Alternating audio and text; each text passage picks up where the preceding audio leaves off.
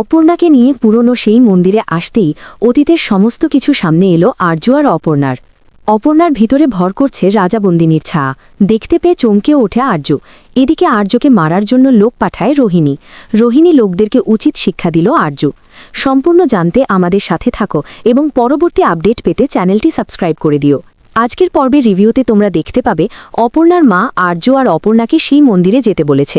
এদিকে আর্য সেই মন্দিরে আসবে শুনে প্রচণ্ড ভয় পেয়ে যায় আর্যর মা।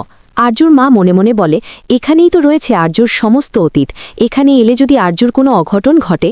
মানুষই বলে, মা আপনাকে তো খুব চিন্তিত লাগছে। আর্যর মা বলে, না আমাকে কোনো চিন্তিত লাগছে না, আমি একদম ঠিক আছি। এই কথা শুনে তখন অপর্ণার মা বলে, না ম্যাডাম আপনাকে বড্ড চিন্তিত লাগছে, কিছু কি সমস্যা হয়েছে?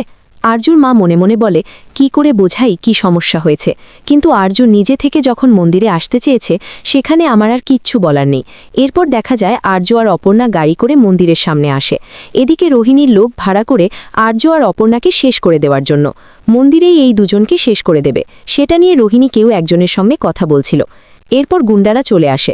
রোহিণী গুন্ডাগুলোকে বলে, মিস হলে চলবে না, আজকের ভিতরেই শেষ করে দিতে হবে এই মন্দিরে।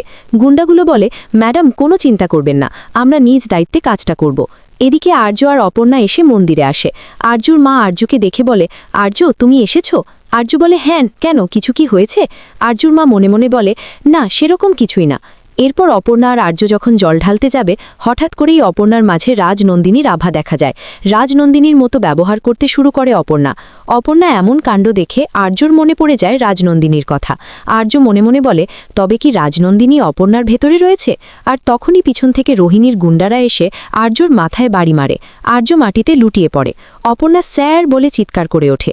আর তখন আর্য মাটি থেকে উঠে গুন্ডাগুলোকে ইচ্ছে মতো মারতে থাকে।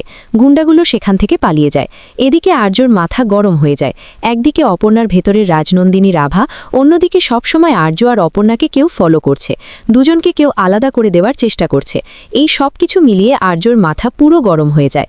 অপর্ণা বলে, স্যার শান্ত হন, কিচ্ছু হবে না, আমি আছি আপনার পাশে।